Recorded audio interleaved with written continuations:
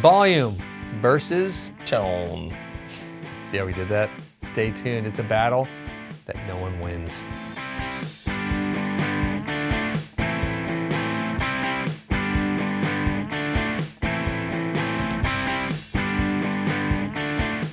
Hey, it's me, Baxter. And me, Jonathan. We didn't even talk about that intro. We just did it. That was amazing. That's how in sync we are. It's our like minds. It's like not only do we share underwear, we share thoughts. Like a hive mind here. Like mind meld. We're like, that's right. We're like Vulcans with a lot more emotional uncontrollability. We're going to do the little Vulcan hand sign later. So Johnny here plays lots of gigs. I do. I just play by myself a lot because I'm a loner, and that's just what I do, and nobody likes me. But so I don't have to worry about this conundrum. But we were asking Johnny earlier, what is your biggest issue when playing live or any of the stuff you do? Other than sucking. Other than just not being good.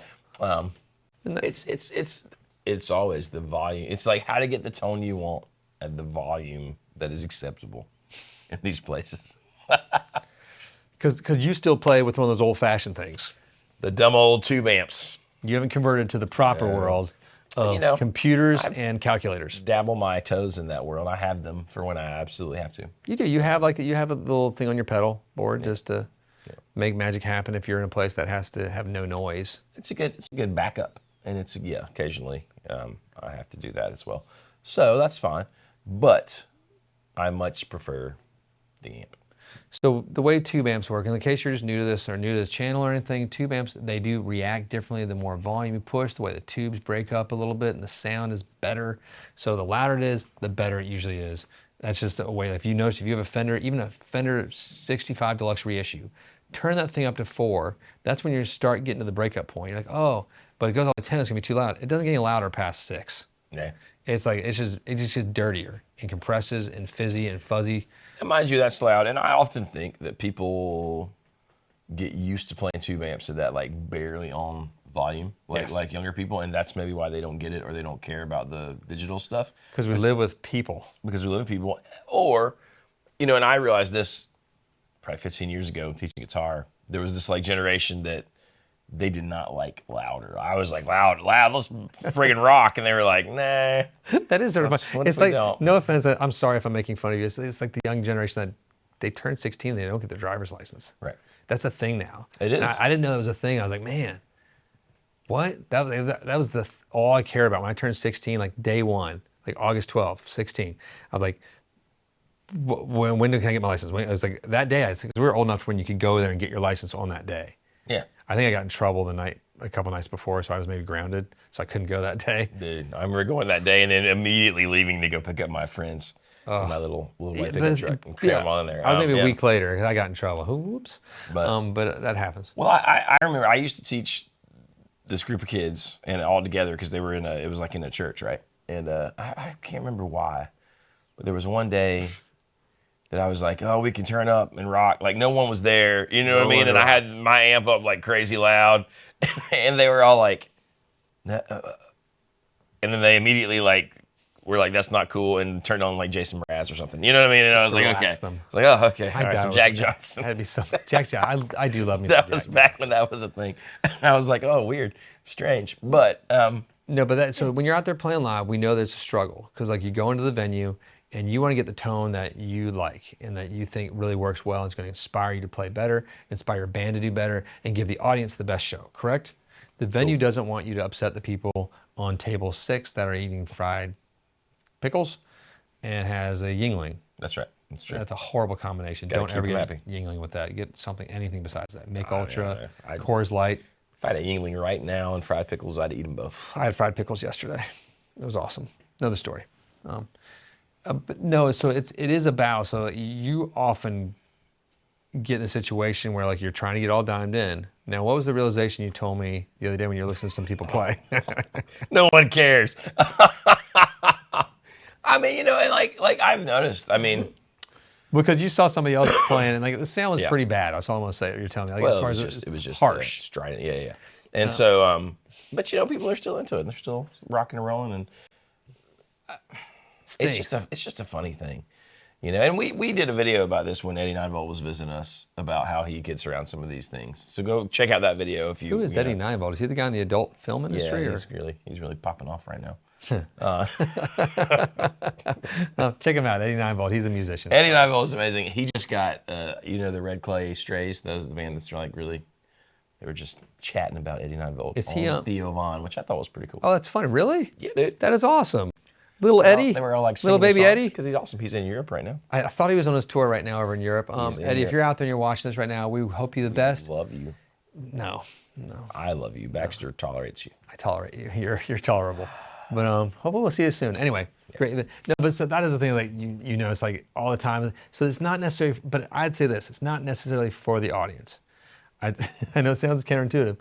It's for the performers too. Like odds are, okay. There's two things. You're going to do a better show, right? But also, you might not be your primary income. This isn't like, John, you're a professional musician, but a lot of people playing gigs and whatnot, playing blues jams. You're doing it because you're having fun. You want that feeling of being on stage and your guitar singing. And you want the guitar sounding good. And when the guitar good. is not. And when it does sound good, like I remember doing this stuff with Derek's Blues Jams. I like to call it Derek's Blues Jams. Derek's Blues Jams. Derek's BJs. That's a long story. You'd have to be here to understand. We have a massage chair behind the cameras too. Long story. But I remember like when I'd plug in the Princeton and just like we dime it out pretty much. And it was so much fun. Oh yeah. You don't get to dime a Princeton out that often. And like, oh, you need pedals? I'm like, not with the dimed out Princeton. Well, some people think that like, oh, you can take a Princeton to a club and dime it out. And I mean, there are clubs where you can, but there's a lot of like places where you're like in a bar, like a dive bar, like, you know what I mean? Or like the kind of gigs even at the Belcher, they'd be like, turn that shit down now. Oh, dude. Yeah, it's loud. Don't worry, he bleeped that out. You just didn't realize he bleeped out my curse. That's right. It's weird. Crazy. It happened, but it didn't happen. It's sort of a weird thing. But, Sorry, got excited. And I mean, sometimes it sounds better than you think it does because it's hitting you in the back of your legs or whatever. Amp stand, blah, blah, yada, yada, yada. I hate those too. But so why don't you switch digital then? Because they suck. I knew you were going to say that. I didn't even have to. Why even ask? I mean, because they suck. You're never, I mean, I don't know, man. It just doesn't work for you, does it? I just don't like it as much. It just I've tried it. It doesn't react the same way. It doesn't sound, and I still think it just sounds okay. I'd rather roll the dice and maybe have glorious, wonderful sound than to absolutely know I'm going to have the mediocre sound. It's like choosing your partner in life. You just want to go for the gold. Then go for the big one. And it might break down on you every once in a while. Like, the ovaries might fall out there, the arm might fall off, but hey, it's real. I mean, I'm sort of joking about the because, obviously some people do digital with fantastic results. But as much as I do gig, it is a substantial portion of my income.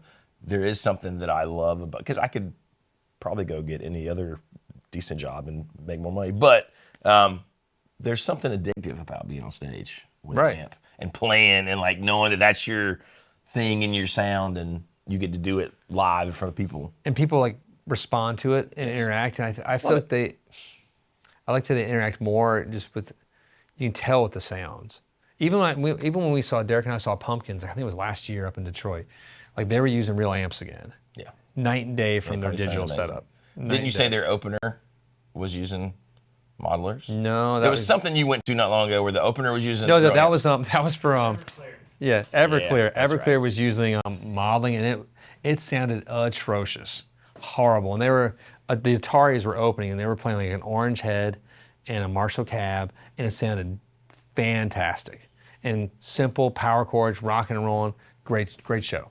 Yeah, I mean, modelers don't necessarily, some people think it's always the same and it always sounds great. Not necessarily. There's a lot of variables in both situations. It sounded buried and almost like, it could have been like how it was being mixed through the PA, obviously, but it's just, it leaves the idea of it being, pushing air out of its original source is not even an option. Right. So when stuff does hit the fan, you can at least rely on that with your amp. I've had to do shows where like the PA sort of fails a little bit, and like I've done a couple where the PA had failed. We had a generator, which is just enough to power the amp and the vocals. And so we got that working.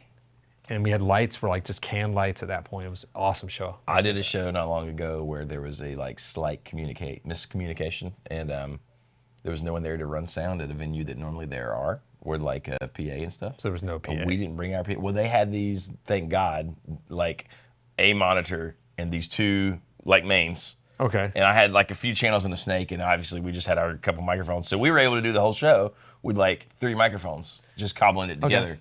because we had amps. You know what I mean? Like, could have We had not real worked. drums. We would, if we'd have been on modelers, there would have been no show. Completely. And it was far enough from home that there was no like running to get stuff. You know what I mean? So, but it ended up being great. Okay, perfect. So So yeah. we feel for you out there. If you're playing like the local bar and stuff, like we know it's like you want to get louder. The venue has it. They don't want to. That's a funny thing. Their patrons. They don't want to like get them leaving because it's too loud. But it's a balancing act. So It's a balancing act. So that's Watch where- your EQ. Though, if you're too harsh, you can obviously. You got to change your EQs know. when you go to these places Yeah. because sometimes you're playing in your room with carpet. You're gonna have the trebles higher. You know, when you go to these places listen to that the are room. bouncing, it's hard to do that though. You got to. Best use, in my opinion, for a wireless is to, even if you don't use it during the show, which I don't, Sound check. I'd use it just for sound check, or just to walk out there, hear what it actually sounds like in the room.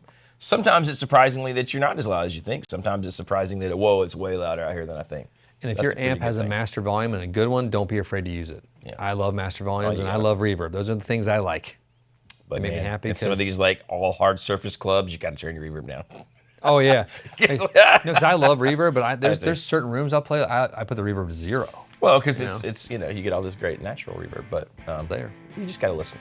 You got to use your ears. So please spread the wisdom and the words of your experiences below here in the comments. Click like, subscribe. Hit the bell.